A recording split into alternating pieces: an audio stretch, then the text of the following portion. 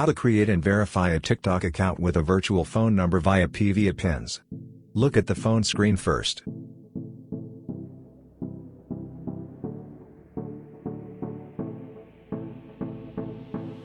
In this field you have to enter a valid phone number. Now go back into PVAPins and search a country. Search here for TikTok. You will see some phone number with its rate. Select any of them.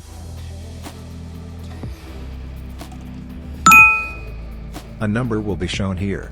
Enter this number into the phone where the number need to enter and go on.